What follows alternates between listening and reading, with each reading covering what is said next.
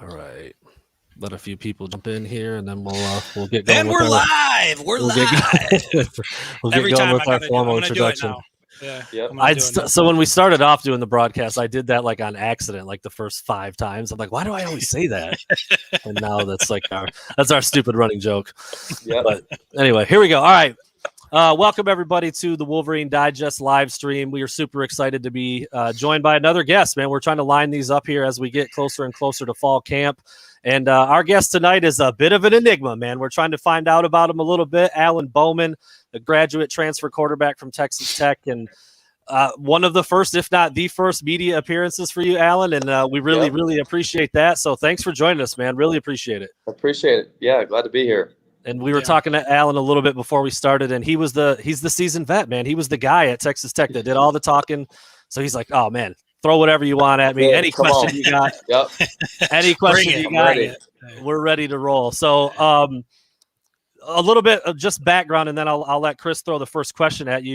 You did play a bunch at Texas Tech, man. 19 games, 16 starts, over 5,000 yards, over 30 touchdowns, a couple injuries here and there. So you've had a pretty full experience as a quarterback so far in college, and now a big change in what's going on. So I'll just throw it at him, Chris. You can jump in on the next one. What's that experience like at Texas Tech, and people who might not still know a whole lot about you as you're now at Michigan? Yeah, so I think there was a lot of ups and downs. I graduated high school early, came in under Coach Kingsbury, who's now at the Arizona Cardinals.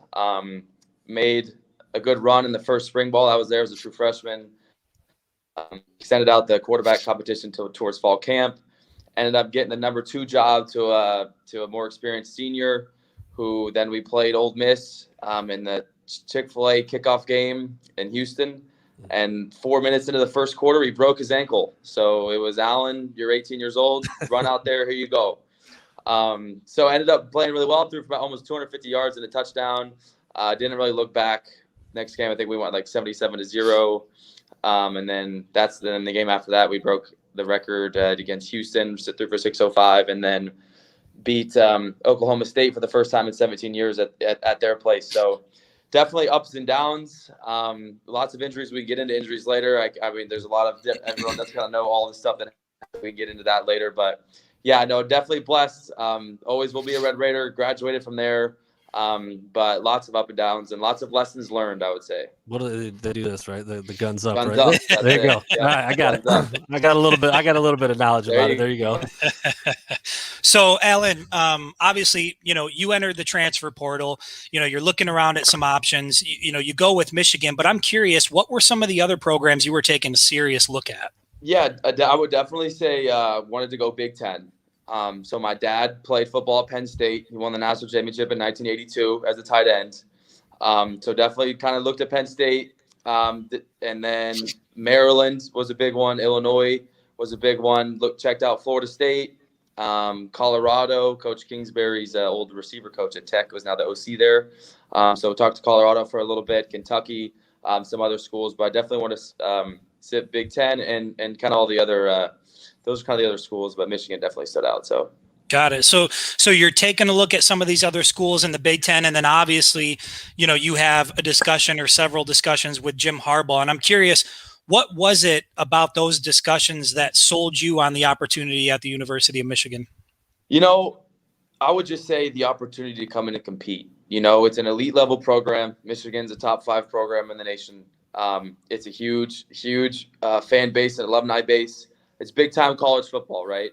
And so the opportunity for me to play big-time college football and have a chance to compete to start, that's all I want is a chance. That's all I need is a chance to start. That combination. And then not to get into the school, right? The school is prestigious, big-time college football, and a chance to play. You can't really ask for more than that. Launch into that side of it a little bit. We talked about that before we went live too. The academic side. You did graduate in 3 years. You're just 21 years old. Already got a degree and kind of looking at that next chapter. So what's the school side all about at Michigan for you right now? Yeah, so I'm gonna get a master's in supply chain management at the Ross School of Business. So I'm extremely excited about that. Start in August. Thankfully, I do start in August, so some workouts have been a little easier for me, so I don't have to be in school for that. But yeah, definitely excited to get in there running with the School of Business and get in that community as well as the football community. How much did you know about that side of things before you came? I mean, for people in Michigan, they know all about Ross, but I wonder if you did. To be completely honest, no clue, right? I'm from Dallas, Texas, or Big 12 school, Big 12 area, I guess you could say Texas is, in the little SEC. So I didn't know much about the Big Ten. I didn't really know much about Michigan. And so coming here and realizing like, wow, okay, this is legit. I had no idea, right? And until kind of coming and recruiting and phone calls and figuring out like, okay, yeah, this is legit. So yeah, I didn't really have a great understanding, but it came quick.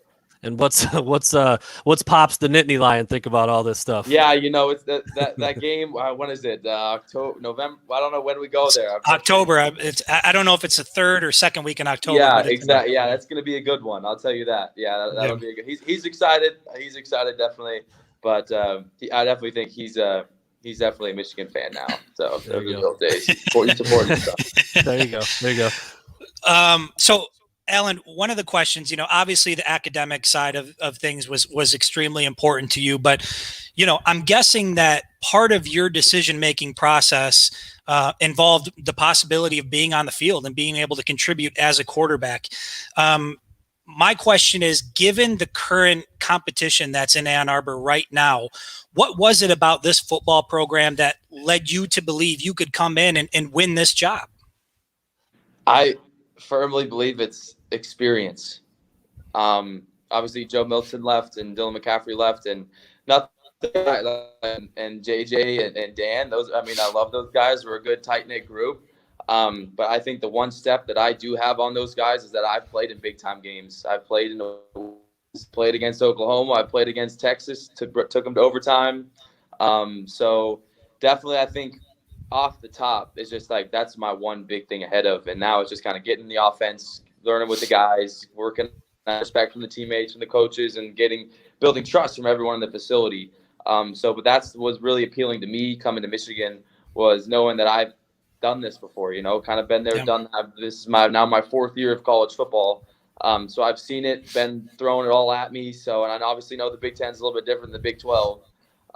But yeah, I would just say that my experience that I have in those close games, overtime games, come back from behind, winning up, coming like how to handle a loss, how to handle a win, how to handle the crowd. So that's just kind of what I think is kind of what I have above what was really appealing for me to come here. Sure. And I was just going to say, do you feel at a bit of a disadvantage coming in at this point, given the fact that you're going to start in fall camp and you're trying to, develop that, that chemistry with some of the wide receivers and with the team? I mean, is that as big of an uphill climb as it seems from the outside looking in, or does that experience really sort of kind of push all of that to the side?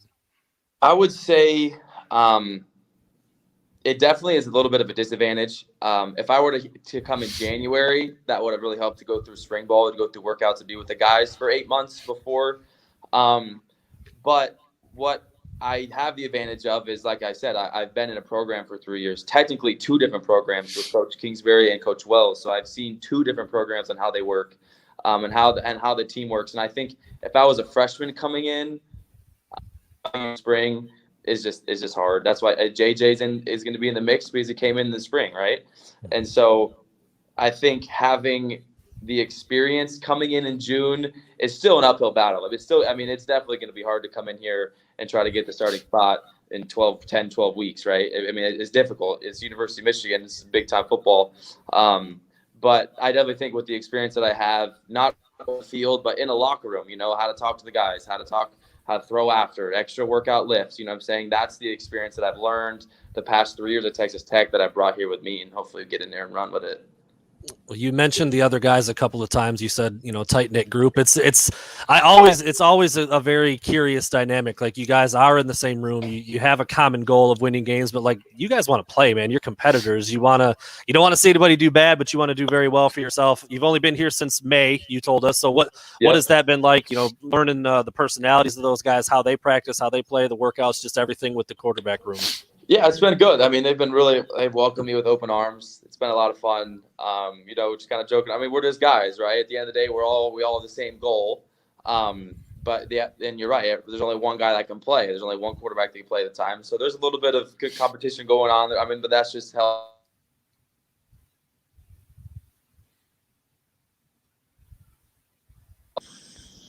Let's see if we still got you. You got me? You're good. Yep. You're good. Okay. You're back. Sorry. Yeah, there's a little bit of competition going on.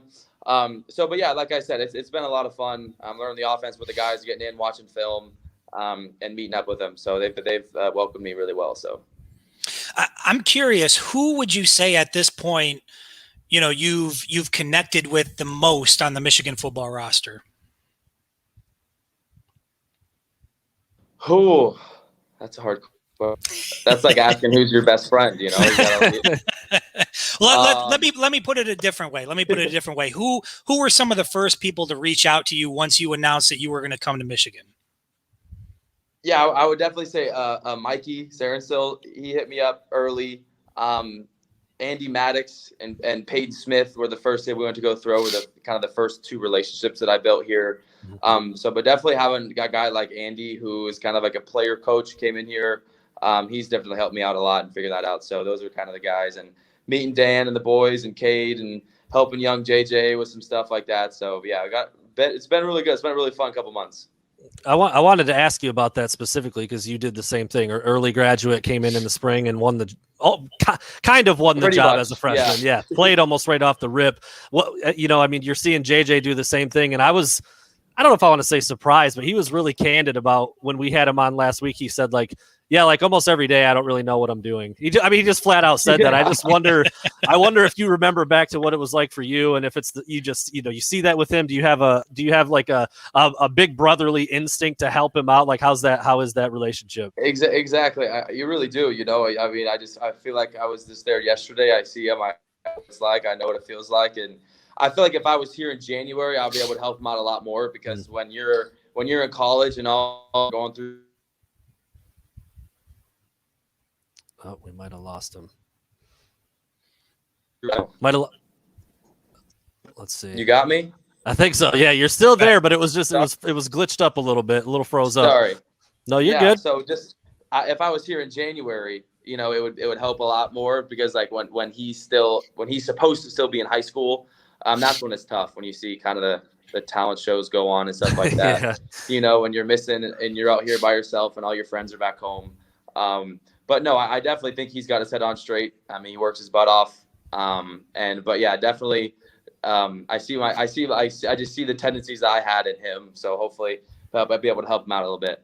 I was wondering, did you ever admit to anything like that? Like, yeah, I don't know what well, you were playing, man. I can't even imagine. I don't know if you could have said that at that time. I just got thrown into the fire, right? So, and luckily I survived it. But I mean, yeah, to go from high school to college, the playing football feels the easiest part. It's everything else that's kind of like new to you, right? And so that's what I see. So, gotcha.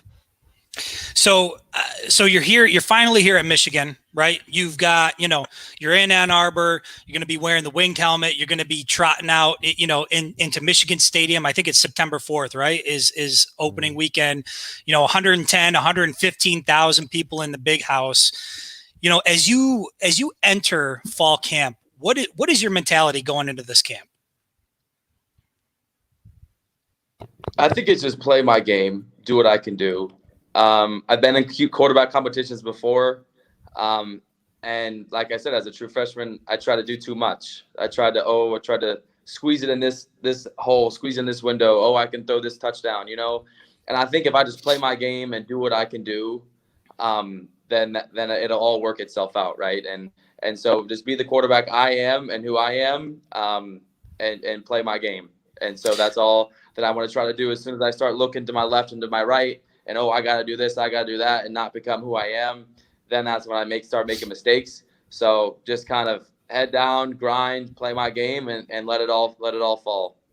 That's interesting that you say play your game because for a lot of Michigan fans, they're going to be seeing you play, hopefully play for the first time. If you were, if somebody's game planning for you, what would you say is your most dangerous quality as a quarterback? Like if I'm game planning for Alan Bowman, I better make sure I cover for X or Y. What is it?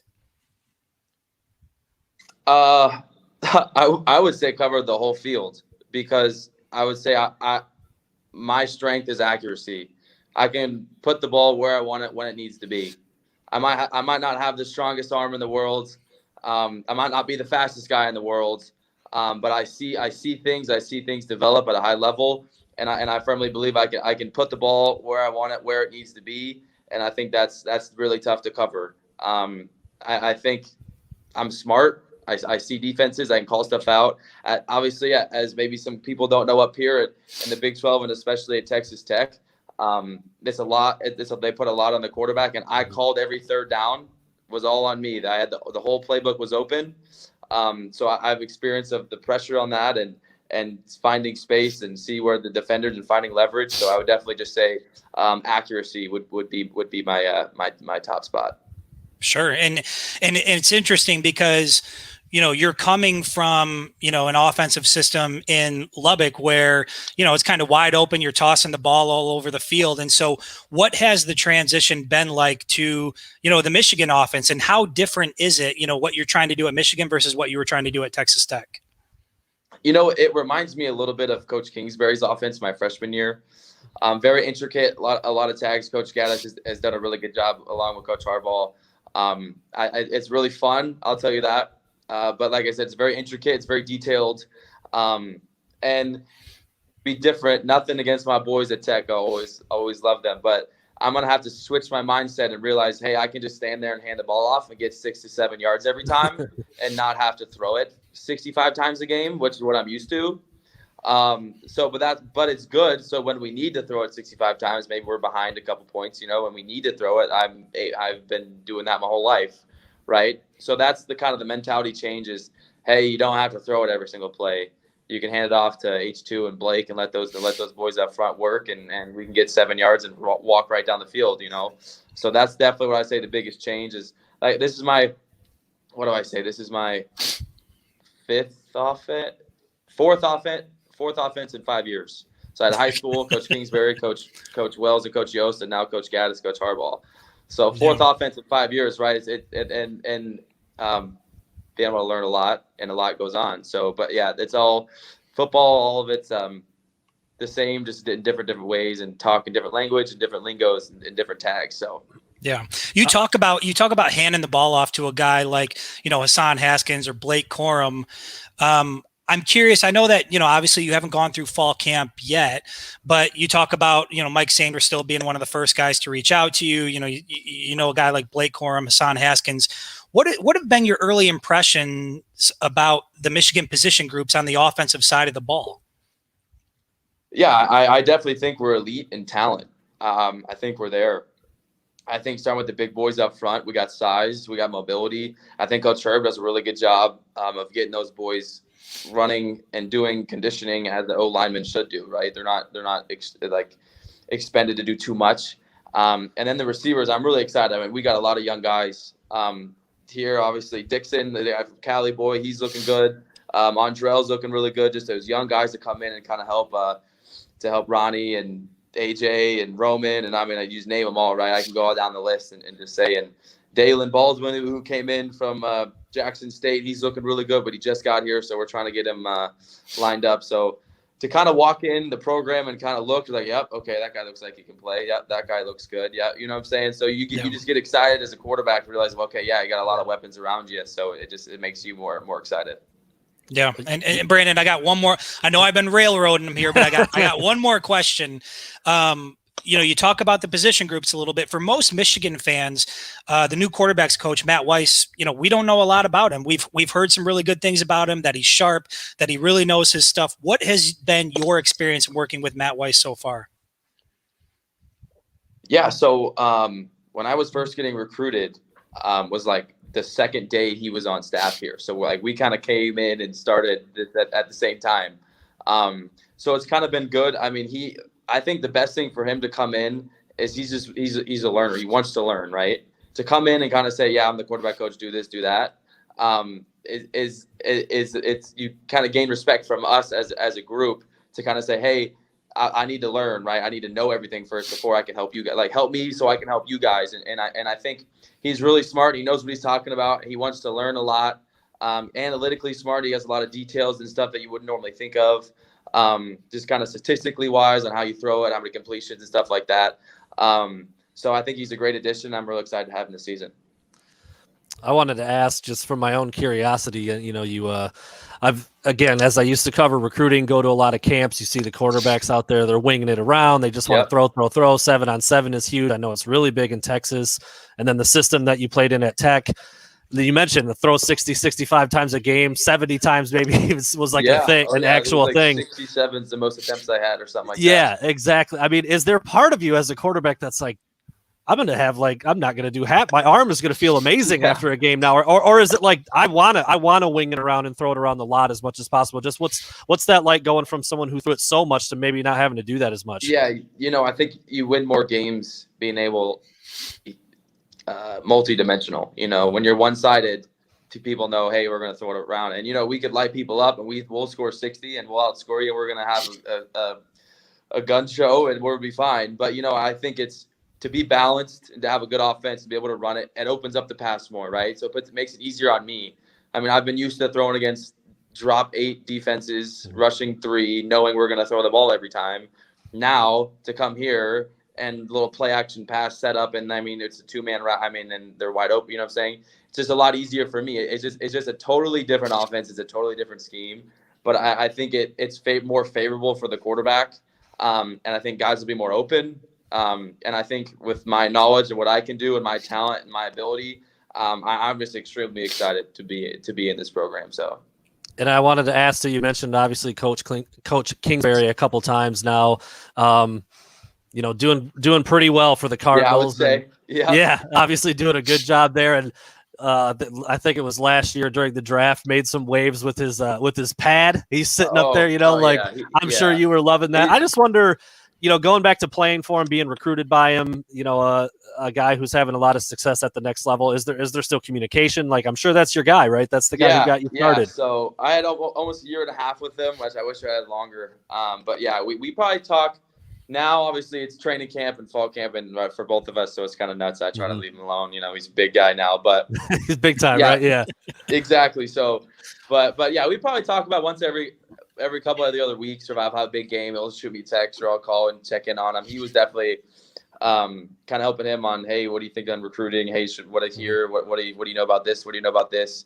So that helped, and so just to kind of talk to him, just as a friend, I mean, just kind of get advice, right? He obviously has done it at the highest level and is coaching at the highest level, so he has a lot of knowledge. So just to be able to kind of learn from him has just been huge, and I wish we would have had longer, but here we are now at Michigan. He's at Arizona, so I don't think it ended up too bad. Yeah, there you go. And I wonder too, you mentioned before we started talking, the first time around as a high schooler, no contact with Michigan at all. You said it, you didn't know a whole lot about the school, a Texas kid, Dallas area, then you went to West Texas for college, and now you're in Ann Arbor. Just bring us up to speed on the culture change, and you haven't seen the cold yet, and what that's all going to be like, and just what you're kind of thinking as the months start marching on here. Yeah, so definitely growing up in the DFW area, I mean, it's a beautiful city town, and then kind of going out to West Texas for college, it's kind of a blue collar. If anyone's ever been to Lubbock, it's flat, dry, and windy and very dusty.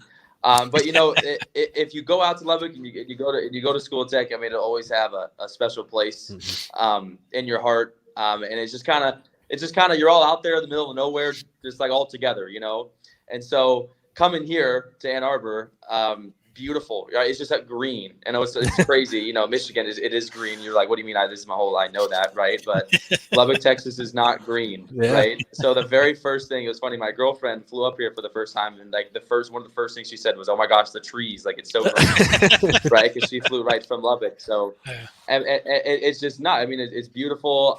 The weather's awesome. I mean, we're talking 75 to 85 every single day in the summer. Right now, I think in Dallas, my dad said it was like 103 is what it felt like, right? So, all right. And you guys say that for the heat, but then like in December, I'm going to be saying that whenever I look at the thermostat, it's like degrees. I was going to say, like 9 jackets on. It's coming. I was going to say you better become good friends with the equipment folks. Exactly. Get you about 7 coats. I don't have anything, right? So, but yeah, it's definitely beautiful. I do love the city vibe of downtown Ann Arbor. Is gorgeous. The campus is absolutely beautiful. But yeah, I will let you guys know in December how I'm feeling. Yeah. Well, do you want to go to viewer questions, or do you want to go straight to the good stuff? Honestly, I was looking through. There's not a lot of questions. There's a lot of love, man. I'll throw some stuff up there. We got to go blue and God bless Texas. There we go.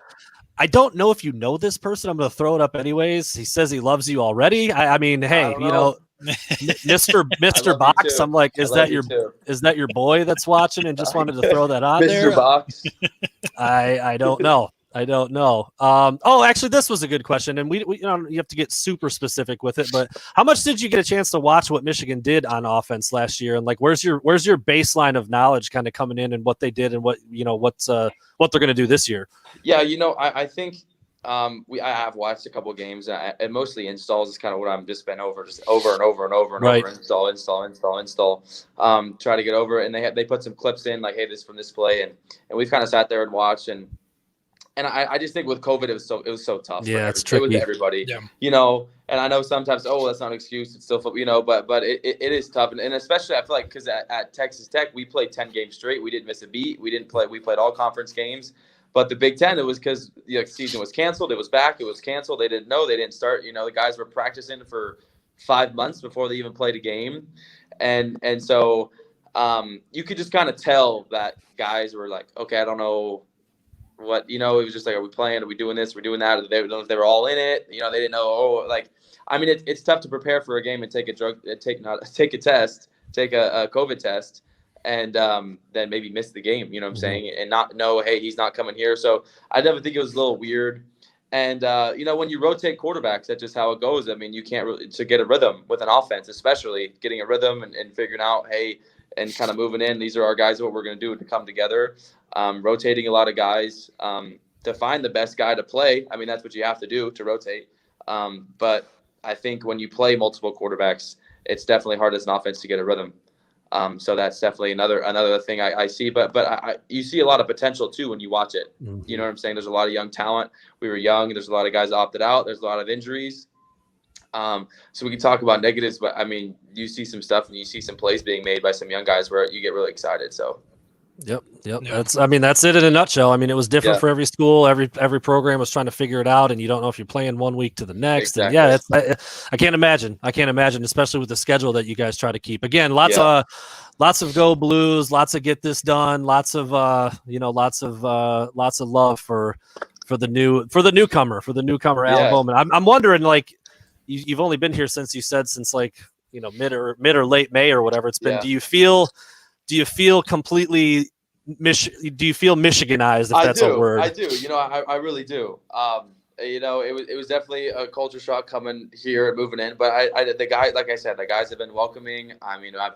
Just go out to eat, kind of run around, go get big pizza shops everywhere. Joe's Pizza's down. I live right next to Joe's Pizza, so it's been awesome. And just kind of driving around and getting the lay of the land. And definitely about 2.5 months, it's been really good. I definitely am immersed in it now. So let's see if you can relate with this guy. He said he moved from San Antonio 4 years ago. Cold, not that bad. The fans will keep you warm. You might miss the barbecue. That we have Mission barbecue every Friday, and it's not that bad. It's not Texas barbecue, it's though. Not Texas barbecue. You're not going to hurt anyone's feelings saying that. I don't think. We're not barbecue. That's all right. City. I love San Antonio. Everybody gets that. I don't know. It's kind of a strong word, but Chris, I think we'd be remiss, right? It's his first media appearance. He's a Michigan guy now. Do you hate Ohio State yet? Yeah. I do. And I don't. This rivalry was never a thing for me. Yeah. I actually do. I have a friend that I know, Garrett Wilson, the receiver at Ohio State. Yep, Texas kid. He's from Austin. Yep. So I kind of grew up knowing him, and going to camps with him. But yeah, it's about time. It's about time we get them. I'm sick and tired of it.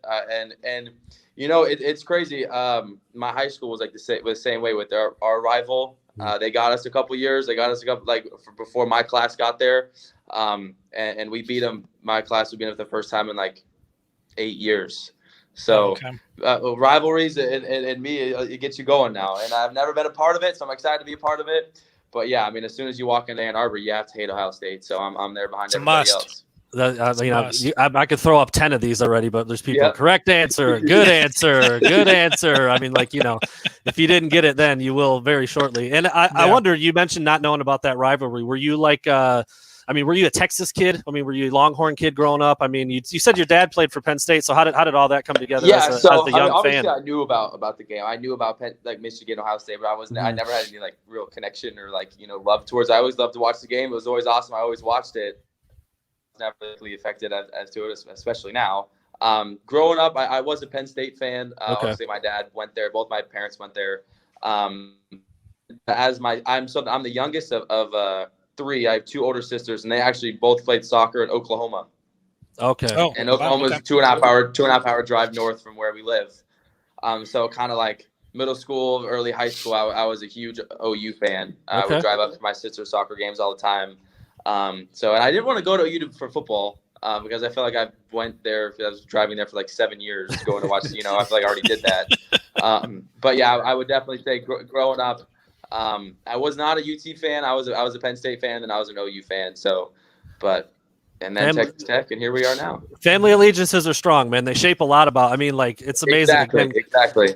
Again, covering recruiting, it was incredible how often a random, a kid from a random place would be like, "Oh, my uncle lives in Detroit," or it's just something like that. It's been insane. As soon as I said I was coming here, I'm out in West Texas, Lubbock, and I'll go out to eat or something. Like, oh, hey, my dad's friend went to Michigan. Yeah.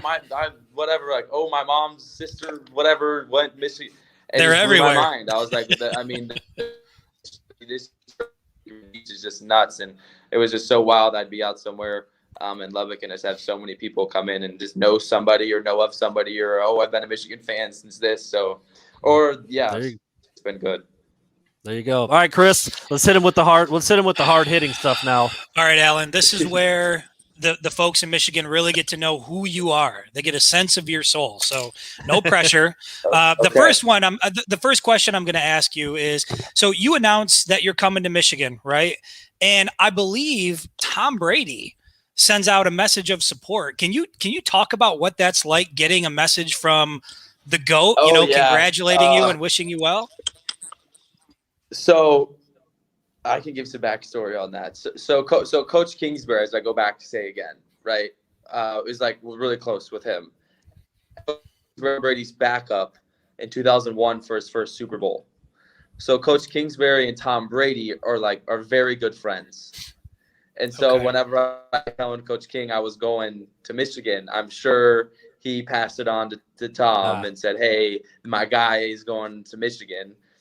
So that's how it happened. But yeah, I remember I woke up, or I was woken up by my I went took a nap and my roommate banged on my door and was like, bro, do you see who just commented on your Instagram? And I was like, no, I had no idea. And I went and looked. I mean, the hardest part was to figure out what to say, respond. What do you say? What do you say? Tom Brady, thanks, man. That's not good enough. You can't just say appreciate it. You got to come with a championship response. Yeah, right? That was the hardest part. Is what do I say to this guy? That's hilarious. But yeah, what did you say? What was the GOAT? What'd you end up going with? Oh yeah, I definitely put the GOAT or whatever. Appreciate it, and hopefully maybe a bye week or something we can get him up to the big house or something like that. There you go, man. That'd be nuts. Heck yeah. That's awesome, man. All right, next question. What is your guilty pleasure music artist or song? So, and we ask this of everybody that comes on. You're driving in your car, you love to listen to this song or this artist, but you don't want anybody else in the car when you're doing it because you don't want them to know. You're keeping the windows up on this one, right? Oh. I'm a big 2000s throwbacks guy, so I got a lot of This is going to be our era, Chris. You ready for this answer? I'm ready. I was going to say that, but now I'm going to go to only reason I'm going to say Carry On by Fun, and that's a good song. And the only reason I'm going to put the windows up is because I'm not a good singer. But when that song comes on, I'm going crazy. I'm screaming and I really don't do that to a lot of songs. But I don't know what it happens. Carry On by Fun. When that thing gets going, I'm screaming. So that one gets you going. That's what I would say. Okay, there you go. Right on. I respect it. What is the last show you binge watched? Oh, this is a good question. Peaky Blinders, Netflix. Never heard of it. I have not. What is it? Tell us. We got to know. I've heard of it. It's Giovanni Ribisi who's the man. I'm gonna put you on. Okay. It's a lot. I would definitely say it's based in like the 1920s after World War I, and it's these guys in England, and they're called the Peaky Blinders, and they're like a betting gang, I guess, and they like fix horse races in their betting gang, and they make a lot of money. But then obviously they get involved in some other stuff to try to work their way up. But they're called the Peaky Blinders because in their hats they put razors in their hats, and then when they fight you, they slice your eyes with their razors. So they're called the Peaky Blinders. It's not Giovanni Ribisi. It's another guy that I didn't know his name. Yeah. And it's the guy from 28 Days Later. I mean, there was one night, which go to bed early, kids. But I was watching like the first second season, and I look to my left. It's like 3:00 in the morning, and I'm like, it's a good one. I'm telling you guys, give it the first 2 episodes. Peaky Blinders. That's the last, and we got Outer Banks coming up in a couple of days too, so that's a good one. There you go. But I love it. I don't really watch TV. I don't have enough time. Hey, man, you're a busy guy. We saw what the schedule looks like for college athletes when the fall season kicks off. So I know you kind of answered this. This will be the last question for the evening, and I appreciate you going a little bit over here. But I know you touched on it a little bit. But you're coming from Texas. You're here in Michigan now. What's your favorite part about being here?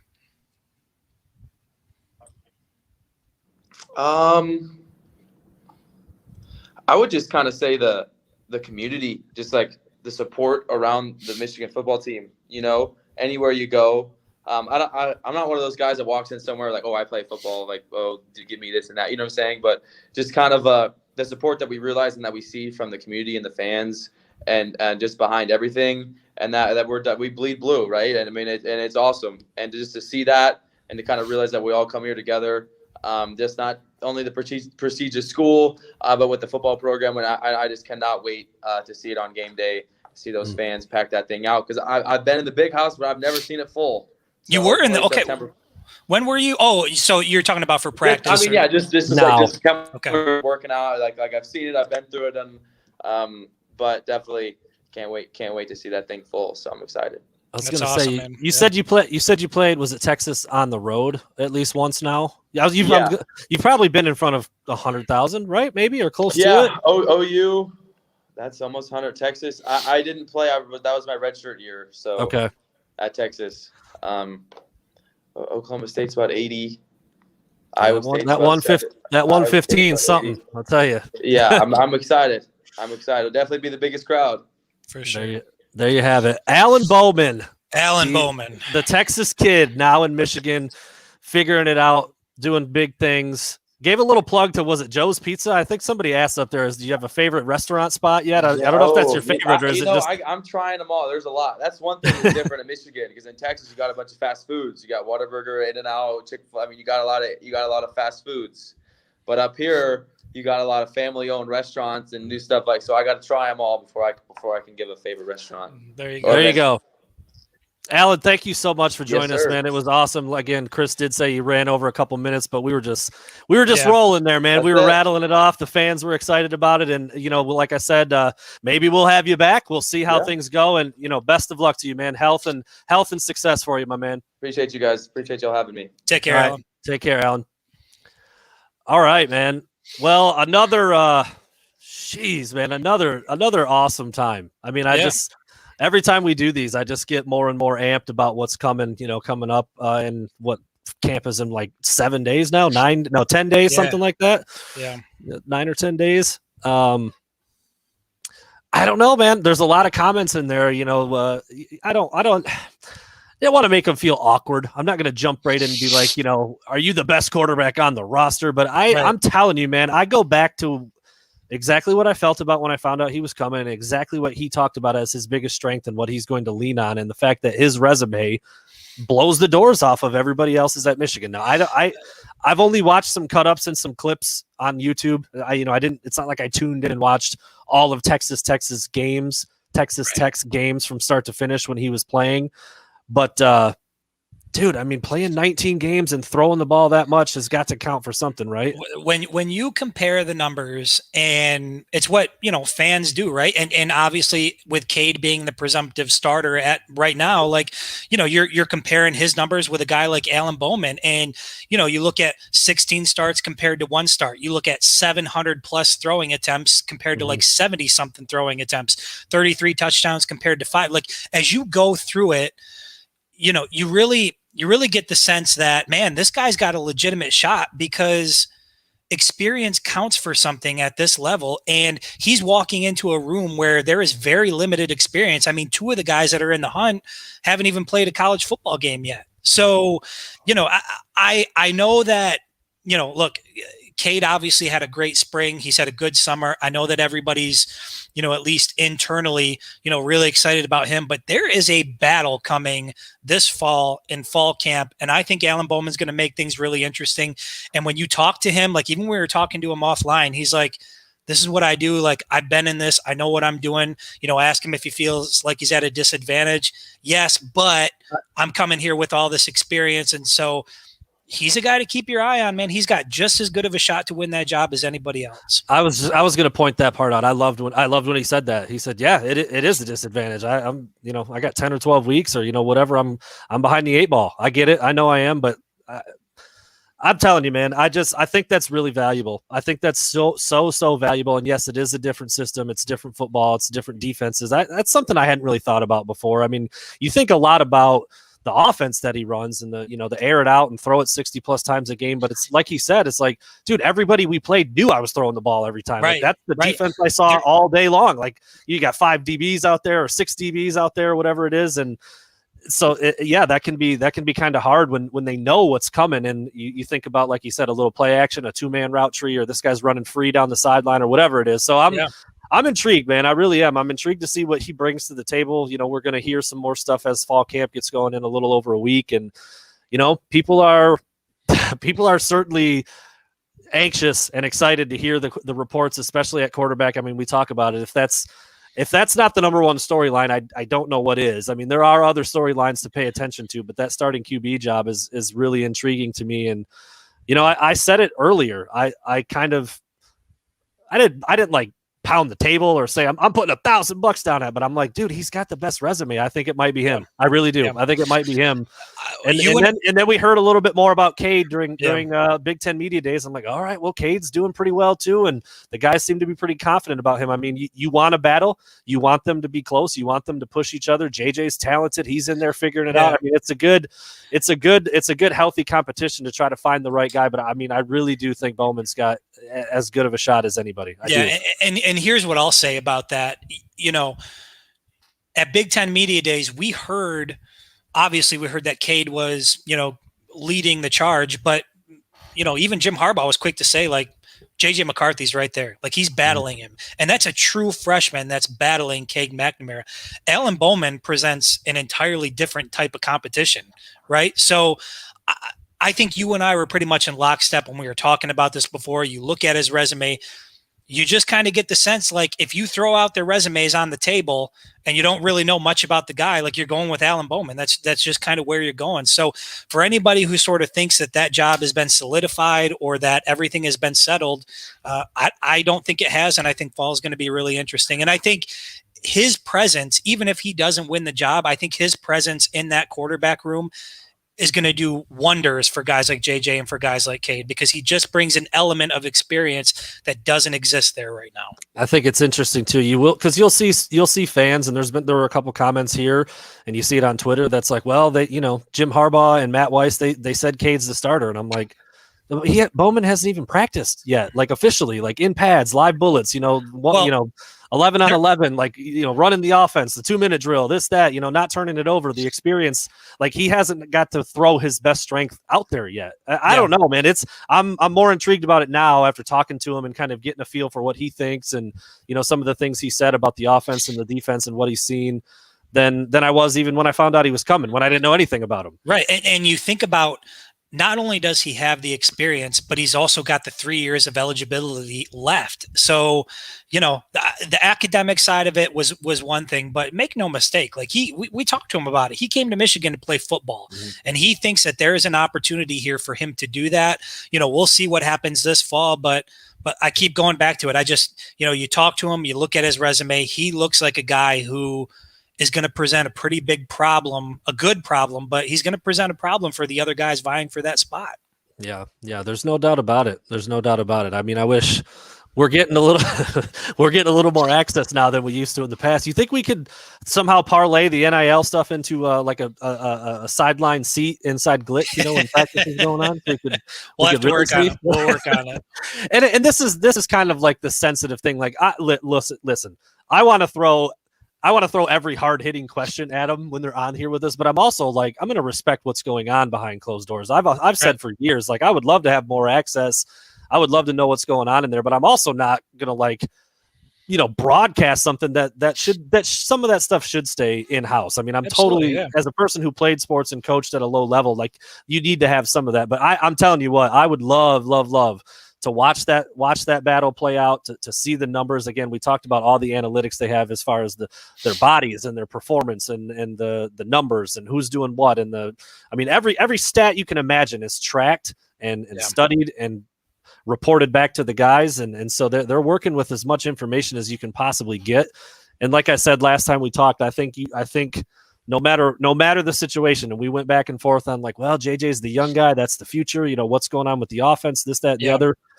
Whoever's the top guy is, that's what I'm playing. That's it. That's where I draw the line. I think there will be, in every sport that you play or that you've been around, there's a better guy, and whoever that is, that's who plays. And I think it could be Bowman. I think it could be McNamara. JJ, he's a talented kid, but he's learning, and he admitted that he was learning, and he was still trying to figure some things out. And reports out of spring ball were that he was behind a little bit, but he's got something, and that's clear.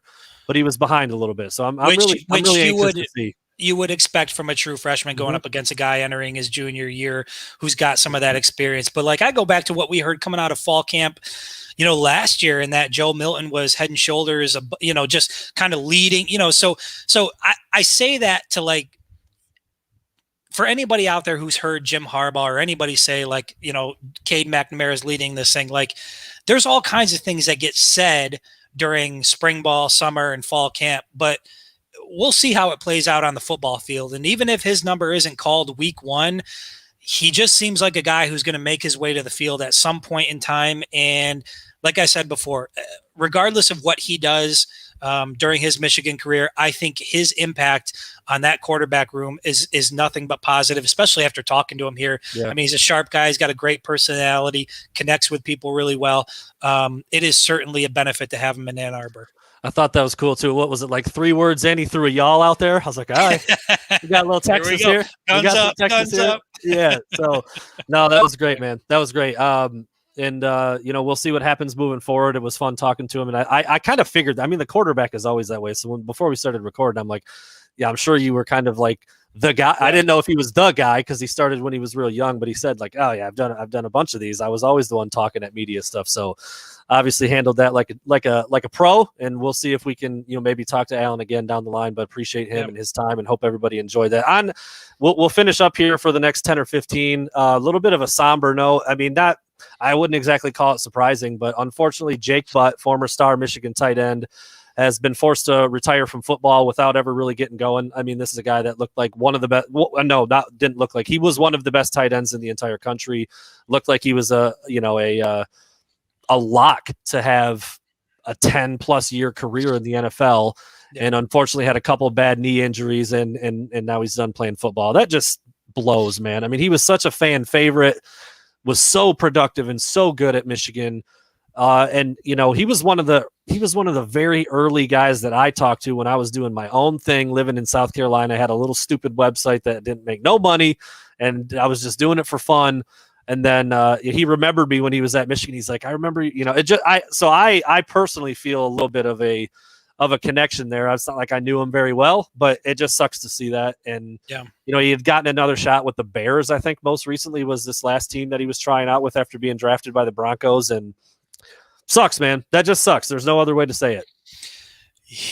Yeah, I mean, I don't really know what to add to that other than the fact that it's a good, one of the things that's going to work in his favor is he's got that Michigan degree. And so although he's not going to, obviously, excel in the NFL as a player, I'm sure Jake Butt is going to have plenty of opportunities, in and around football to do something or to do other things that he wants. But that's why, you look at where you want to go play your sports and where you want to spend your college years. I mean, these are things that can happen. And when you can fall back on a Michigan degree, unfortunately, if you get some sort of injury or whatever the case is, that's a pretty nice thing to be able to fall back on. And so, yeah, man, it's unfortunate. I was really, when I heard that, he was practicing with the Bears, I was really pulling for him, hoping he was going to, make a roster. But, it sucks. It's a bummer, but I know he's going to be all right. And he's going to do, I think he's going to go on to do good things. So, yep. I actually have a Jake. I just thought of this just now as I was sitting here. I have a Jake Butt jersey, like a shirt jersey that I got kind of as a souvenir when my wife and I were in Denver a couple summers ago. We went out there for a vacation, bopping around wherever we were. I saw a Jake Butt, shirt in a store, and I was like, I'm gonna get that. And I don't know. I don't even know if did he ever record a stat? I should have checked on that before he hopped on, but it just sucks, man. Cause he was like your prototypical create in a lab tight end, a good athlete, a strong dude, could block if you need him to, make plays after the catch, tough to bring down, great work ethic, leader. I mean, he had all of those qualities in spades. And there's examples of guys like this in every sport across every generation, guys who just got bit by the injury bug, man, and couldn't get it right. And sucks. It sucks for him. I'm sure he's he's probably, what is he, like 26 years old, 27 years old at this point, young guy, probably had, several years left at him had he stayed healthy, but could not. So that's a bummer for Jake Butt. But like you said, he's done things the right way. Seems to be a good dude on all accounts. So, hopefully everything works out for him the best way possible moving forward. And last but not least, and we'll talk more about this, it will be on Friday, the NBA draft tomorrow night, and Franz Wagner looking like a potential top 10 pick. In fact, I think if you are a betting person, I think the over under is 9.5, like position wise. So is he the number 9 pick or before, or is he 10 or later? And that's kind of the cutoff point. I don't know. It's tough in the NBA sometimes because you get trades going on. That's really kind of the biggest wild card, I think, is like you kind of know like what a team would want in terms of picking a guy. And I think he's been projected to go number 9, if I'm not mistaken. Is it? I just looked this up the other day. Who is that supposed to be? I'm drawing a blank now. I just who's drafting? Yeah, which team was that number 9? Let me pull that up while I'm kind of talking. And then obviously Isaiah Livers, Michigan's other star last year, who dealt with an injury to close out his season, is now on most boards looking like not going to be drafted. And that that's again bummer for him too. Obviously he's healthy again now and getting ready to. The Kings. That's what I thought it was. The Kings are picking at number 9. And that's where I've seen Wagner projected to go, which it's kind of a dysfunctional organization there. But anyway, being a top 10 pick is certainly something that a lot of guys try to do, and that would be good for him in his pocket, but maybe not so much for success on the court. Just not a real stable situation there. Let's see. 10th would be the Pelicans, 11th would be the Hornets, 12th the Spurs, 13 the Pacers, a little ahead of that. 8th is Orlando, 7 is Golden State. So they're, obviously the teams that are picking up towards the front, they weren't very good last year. So we'll see what happens with that. And Livers is interesting because I think even if he doesn't get drafted, and maybe he doesn't because of the way last year went, and there's not a lot of film from his most recent season, and he is coming off the injury, I think he has staying power. I think he ends up making a roster, and I think he ends up playing in the league because he's 6'8". He can shoot the 3 at a high clip, and he's athletic, and he's a serviceable defender. He's got some strength. He's got some size. You're not going to put him on the quickest wing player, but he can do a lot of things, pretty versatile. Another good kid. You can put him in your locker room and never have to worry about him. So I'm excited for those dudes to see what happens. And again, even if Livers isn't drafted, I think he makes the team and probably sticks around for a little bit in the league. Yeah. Yeah. Same thing with, I just put out that article today about Shawnee Brown and, he went on Jalen and Jacoby and, he sort of, he gave some insight into how he views his NBA career. And he used, PJ Tucker and Jay Crowder as kind of the guys that he's targeting. And I mean, that is the type of guy who lasts long in the NBA. If you're not that superstar guy, you're not that tier one guy, but you're the guy that does the dirty work. You're the guy that's willing to D people up and you can shoot the ball. You can last in the NBA. And it sounds like that's kind of how he views himself. And so I'm really excited to see, what happens with him. I think coming to Michigan was obviously a great move and it put him on a pretty good trajectory here to make a splash in the NBA. But I don't know. I feel like all these guys are a wild card. They're a bit of a wild card. I'm not really sure what to expect. I don't see any of the four as like a surefire NBA guy. Yeah, that's fair. And the fourth guy would be Mike Smith. Right. I don't think he's going to be drafted. But there, there's guys in the league like him. Little pit bulls who can come in and knock a few shots down and play backup point guard for 10 years. I mean, there's a lot of teams who have a guy like that, a little undersized, not the best athlete in the world, but can run your offense, take care of the ball, not turn it over, and hit a couple threes. There's this, and all four of these guys can shoot, and that's the NBA in a nutshell today. So that, you got a chance for making a team if you can knock down the outside shot, and then if you can do one other thing, like if you that's where I think three of them, Shawnee Brown, Livers, and of course Wagner, who might be a lottery pick, have at least two things that they do really, really well. Mike Smith, I don't know. I don't know if he's got two things that he does really, really well. He can shoot it pretty good. He can control the ball pretty good. He can run your offense, but that to me, and not a knock on him, just looking at his skill level, his size, and where he's at, he looks like an overseas guy to me. But like I said, there are dudes in the NBA that look a lot like him and play a lot like him that you'd be like, damn, I remember that guy in the tournament. I can't believe he's on an NBA team now and he's playing. He's getting minutes.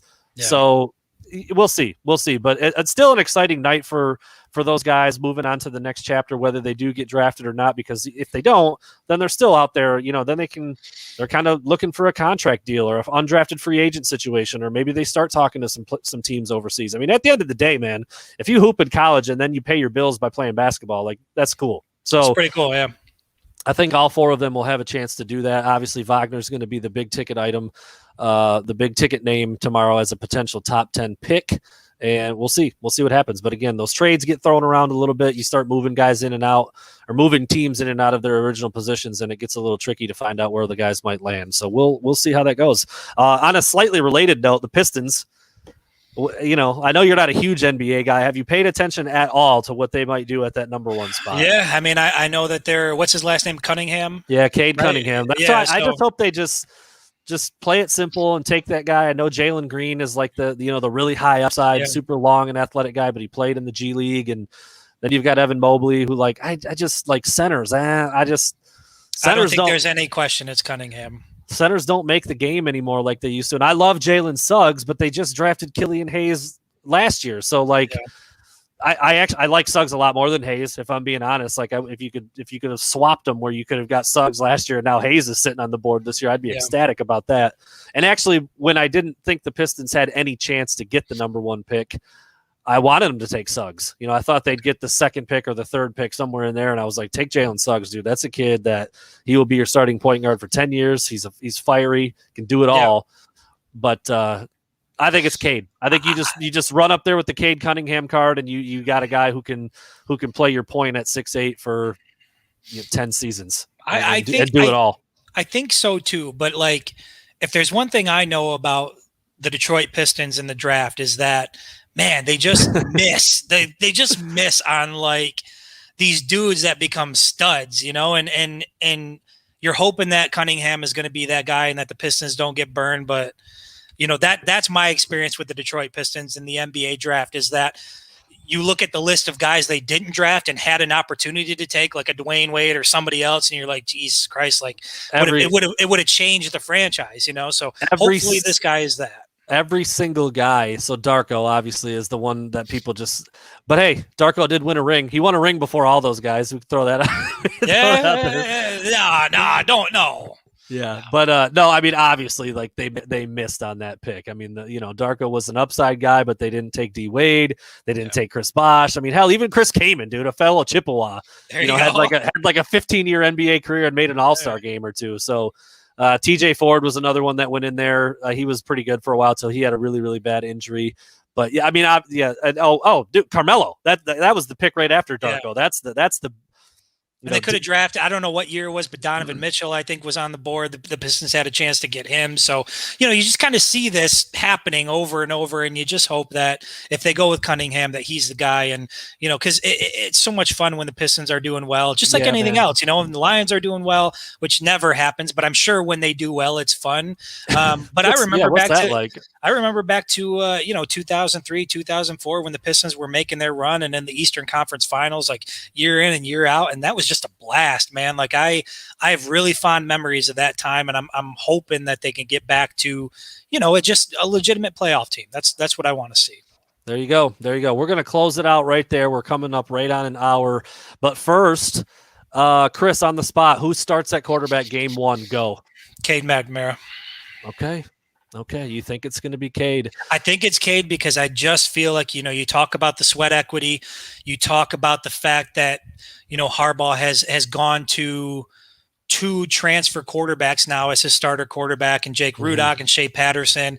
I just, I know you say play the best guy, but I feel like there is an element to if Cade is maybe a tick below Alan Bowman, I think Cade still gets the notch because of how long he's been in the program and the relationship he has with those guys. But I don't think whoever they pull the trigger on week 1, there are 2 guys behind you that are fully capable. And if you go down with an injury or you struggle one Saturday, you could easily have your starting job taken away. So that's kind of where I settle on it. I think that's an interesting way to look at it. When you let's slap something on it that you and I both are familiar with, and that a lot of people out there are probably too. Let's say they have a Madden rating, right? You've got your overall.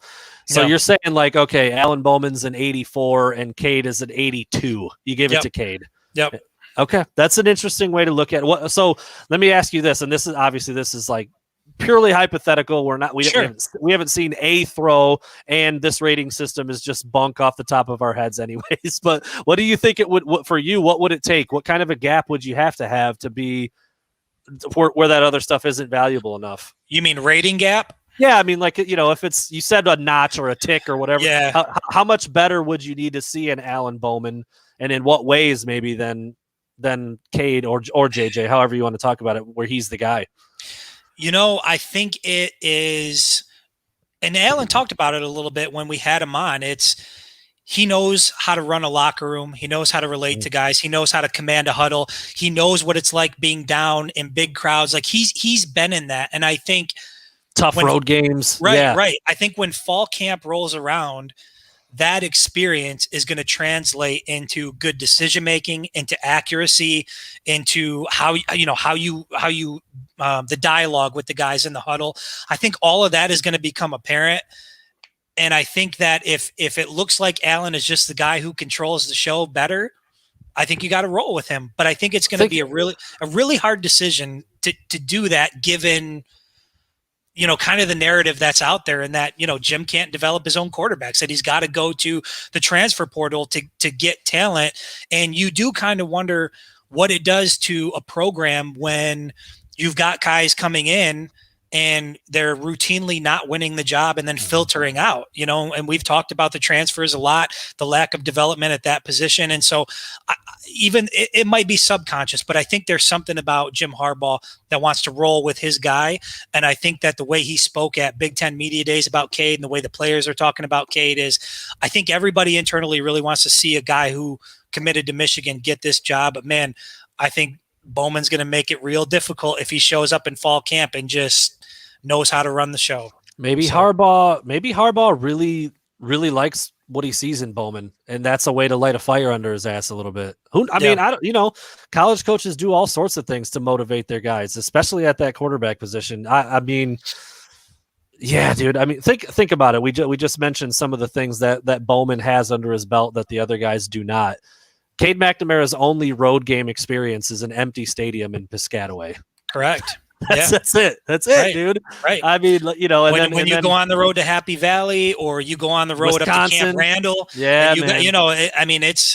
this is going to be a different environment. And that's why I say, even if Cade is the guy week one, it's going to be new for him, because you're right. He's never played in front of a full stadium. He's never been the guy. We know that Bowman's got that under his belt. So. Even at home. Forget the road. I mean, even at home, that it's not like it's without nerves playing at your own stadium at that level. I mean, in the season opener against Western, and then maybe not that one as much, but shoot, man, that week 2 game that we keep coming back to at night, you know, with what I expect to be a very, very energetic crowd. So it is interesting. It is interesting, to say the least. I had a lot of fun talking to Alan Bowman about it. He was great. He was great, man. I mean, like he said, he's an old vet at this point, you know, 19 games under his belt. He's probably talked to the media, I don't know, 14 of those times or something. The quarterback always has to talk, right? That's how it always works. So really cool stuff. I mean, we covered a lot with him. I didn't know we'd talk about Cliff Kingsbury. We got that in there. I didn't know we would. And that Cliff Kingsbury to Tom Brady sort of, cool. That's awesome. So I'm glad we got to hear that. Really good stuff from Alan Bowman. We will be back on Friday night at 7:00 again with Blake Corum, sophomore running back Blake Corum, who we both are very high on, expecting to have a big year. And, you know, Bowman mentioned him. He mentioned Blake. He mentioned H2, called Hassan Haskins H2, and touched on a lot of the other skill guys and how athletic and talented Michigan is, which we say all the time. On paper, it's there, man. Yeah. Find the right quarterback to drive the car and see what it turns out like, and maybe it's Bowman. Again, props to him for stepping in and doing that. Went a little bit overtime, so really appreciate that. And we'll be back on Friday. Thanks for listening, everybody.